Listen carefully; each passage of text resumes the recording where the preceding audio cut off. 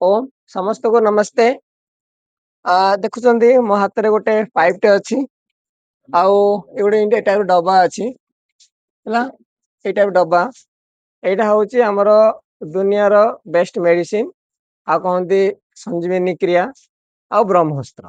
ଆକୁ ଯଦି ଆମେ ଘରେ ରଖିବା ଆମର ଲାଇଫରେ ଆମେ କେବେ ମେଡିସିନ ଖାଇବା ଏତେ ସହଜରେ ପଡିବନି, ତା ସହିତ କେବେ ଡିଜିଜ ମଧ୍ୟ ହବ ନାହିଁ।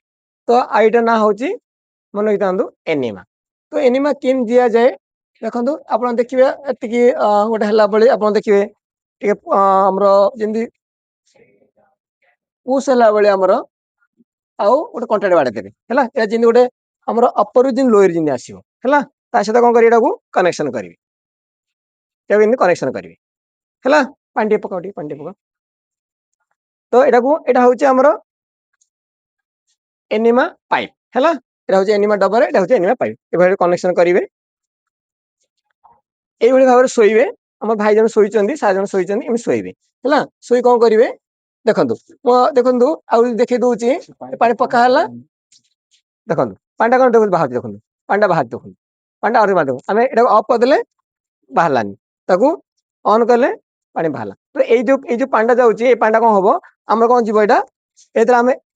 ଆମେ ଯେତେବେଳେ କଣ କରିବା, ଯେତେବେଳେ ଆମର ରେକ୍ଟମଟେ ଆମେ କଣ ପାଣି ଦବା, ସେ ଆମର କଣ ହବ ଲାର୍ଜ ଇଣ୍ଟେଷ୍ଟାଇନ କୁ ପାଣି ଆମର ଯିବ।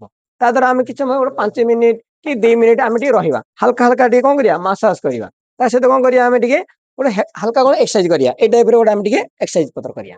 କଲେ କଣ ହବ, ସେ ପେଟରେ ଆମ ଯୋଉ ଲାର୍ଜ ଇଣ୍ଟେଷ୍ଟାଇନରେ ସବୁ ଟକ୍ସିନ ଥିବ, ସେ ଟକ୍ସିନ କଣ ହୁଏ, ସବୁ ମେଲ୍ଟ ହୁଏ ବାହାରେ। ତାପରେ ଆମେ କଣ କରିବା, ଲେଟ୍ରିନ୍ ଯିବା।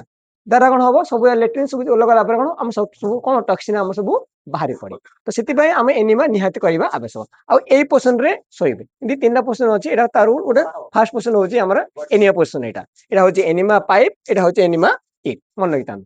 ଏଇଥିରେ ଆମେ ଦେଖି ଚେଷ୍ଟା କରିବେ, ଆପଣ ଯଦି ଗରମ ପାଣିରେ କଫି ପକେଇ ପାରିବେ। ବହୁତ ପ୍ରକାର ଏନିମା, ଆକୁ ଆମର ଆୟୁର୍ବେଦିକ ବସ୍ତି ମଧ୍ୟ କହନ୍ତି। ବହୁତ ପ୍ରକାର ଏନିମା ଅଛି।